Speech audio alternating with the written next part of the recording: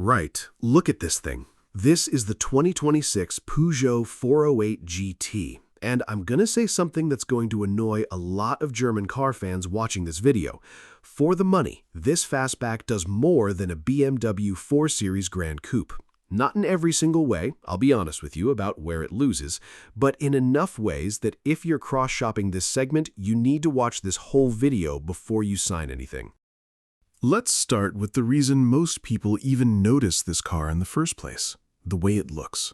Peugeot doesn't really know how to build a boring car anymore, and the 408 is proof of that. It sits in this weird, wonderful space between a hatchback, a saloon, and a crossover. Peugeot themselves call it a fastback, and honestly, that's the most accurate word for it, because it's not a jacked-up SUV, and it's not a low-slung sports sedan either. It's something in between, with a coupe-like roofline that slopes all the way down to a proper hatchback tailgate. For 2026, this car just went through a facelift, and it's a meaningful one.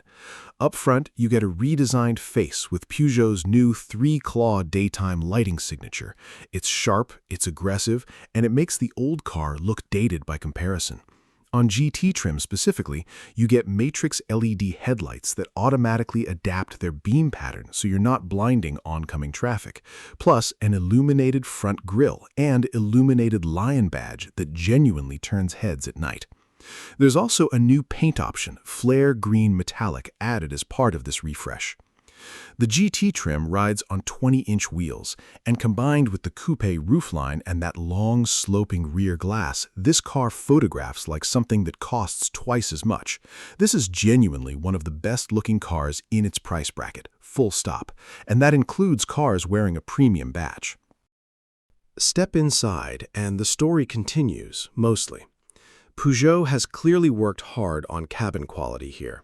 The GT trim brings Alcantara inserts, a grained leather-wrapped steering wheel, and, depending on spec, genuine embossed aluminum trim on the door panels.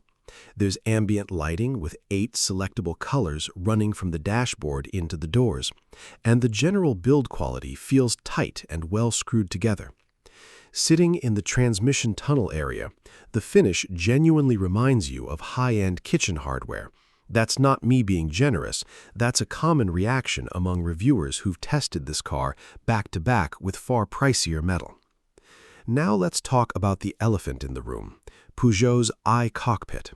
This is Peugeot's signature layout, where you have a small, almost square steering wheel positioned low, and you look over it rather than through it to see the digital instrument cluster sitting up high behind it. On GT trim and standard on the top GT exclusive spec, that instrument cluster gets sharp new 3D graphics. Here's the honest truth. This layout is divisive. Some drivers find it comfortable and genuinely sporty once they dial in the seat and wheel position. Others just can't find a driving position where the top of the wheel doesn't block part of the dial display. If you're seriously considering this car, you need to sit in it and adjust everything yourself before you commit, because this is the single biggest polarizing element of the whole ownership experience. Moving to the infotainment, every 408 gets a 10-inch central touchscreen with wireless Apple CarPlay and Android Auto.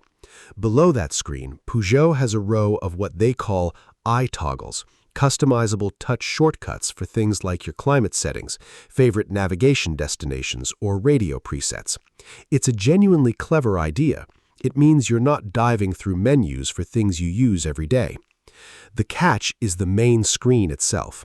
It's wide and short, almost like a letterbox, which makes it a bit awkward for things like map navigation where you'd want more vertical space. The menu system can also be a little slow and occasionally maze-like to navigate. It's not a deal breaker, but if you're coming from a car with a slicker, faster infotainment system, you will notice the difference in the first week. If you go for the optional Focal Premium sound system, you're getting 10 speakers and a 690-watt amplifier, genuinely one of the better factory audio setups you'll find at this price point. Now to space and practicality. This is a family car underneath the sharp suit, so let's talk about whether it actually works as one. The 408 has a similar footprint to something like a Skoda Octavia, and it comfortably seats 5 adults. Rear legroom is genuinely good, better than you'd get in most traditional hatchbacks this size. Where it loses a little ground is rear headroom, because that dramatic sloping roofline does eat into the space above your head in the back seats. If you regularly carry tall adult passengers in the rear, it's worth testing that specifically. Boot space depends entirely on which powertrain you choose, and this is an important detail a lot of reviews gloss over.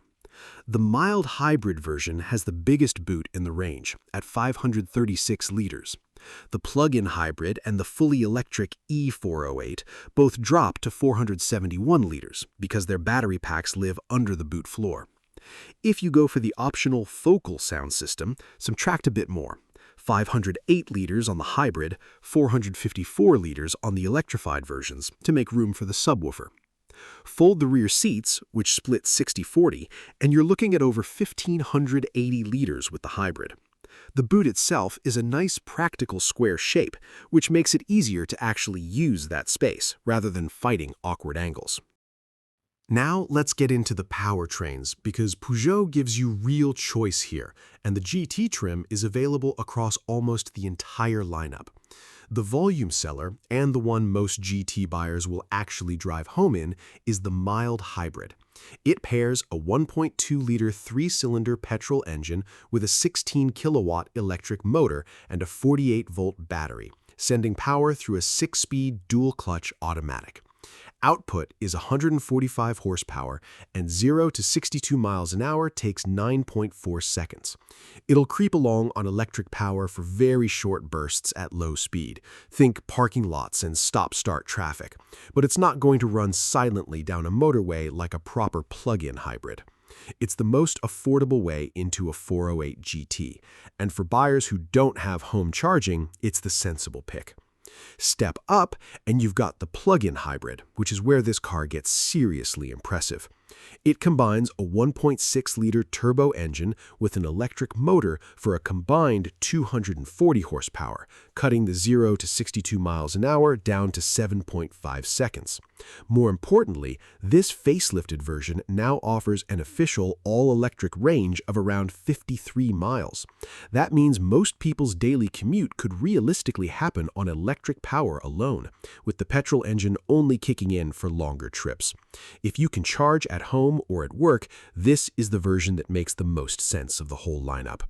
And then there's the E408, the fully electric version, which most reviewers considered the best all-rounder in the range. It's the quietest, the smoothest to drive, and interestingly, it's often the most affordable way into the model once you factor in the UK's electric car grant. Whichever powertrain you choose, all of them get an 8-speed or 6-speed automatic transmission depending on variant, so there's no manual gearbox here. This is a car built for relaxed, effortless driving rather than a track day. On the road, the 408 leans hard into comfort.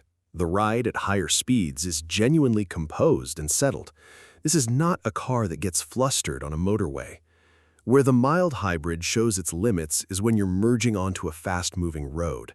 That small 3-cylinder engine has to work noticeably hard, which takes away from the relaxed character the rest of the car is going for. The plug-in hybrid and the electric version feel more effortless, particularly in electric mode where the cabin becomes quiet and refined. It's not a corner-carving sports sedan by any stretch, but that was never really the goal. This is a car designed to make your commute feel calm, and on that measure, it succeeds. Let's talk numbers. In the UK, the range kicks off with the entry Allure trim at just under £32,000 for the mild hybrid. Step up to GT trim, which is what we're focused on today, and mild hybrid pricing starts at around £34,500. Go for the plug-in hybrid in GT trim, and you're looking at just over £41,000. The fully electric GT starts at around £36,500. And if you want the works, GT Premium spec with the plug-in hybrid, massaging seats, a heated steering wheel, and the full suite of driver assistance tech, that tops out at just under £44,000. A BMW 4 Series Gran Coupe, the closest thing BMW makes to this car, a proper four-door fastback rather than an SUV, starts at somewhere between 42 and 45,000 pounds for the entry-level 420i, and that's before you've added a single option. Climb into performance trims and you're well past 60,000. Put simply, a fully loaded top-spec Peugeot 408 GT Premium with a plug-in hybrid costs less than the entry point of a BMW 4 Series Gran Coupe. That's not a small gap. That's the difference between a car with heated massaging seats, a premium 10-speaker focal sound system, matrix LED headlights, and a 53-mile electric range versus a BMW badge and not much else at the same money. The BMW 4 Series Gran Coupe, however, does have real advantages. Its cabin, while less adventurous to look at, uses BMW's iDrive system, which is faster and more intuitive than Peugeot's infotainment. The conventional driving position in the BMW will suit far more people than Peugeot's love-it-or-hate-it iCockpit layout. And dynamically, the Gran Coupe is sharper through corners. BMW's chassis tuning is still class-leading if outright driving thrills are what you're after. The BMW's boot, at 470 liters, is actually smaller than the Peugeot's mild hybrid boot of 536 liters, but larger than the Peugeot's plug-in hybrid boot of 471 liters. So that one's basically a wash, depending which 408 you choose. If badge prestige, resale value, or outright driving engagement are what matter most to you, the BMW still has a case. But if you're cross-shopping on substance, what you actually get for your money day to day, the value equation swings hard toward the Peugeot.